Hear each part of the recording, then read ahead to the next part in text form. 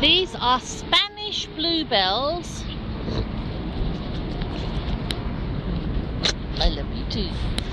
On British soil. I mean, yeah, at Euston Station, planted by Camden Council. Why is Camden planting Spanish bluebells on British soil?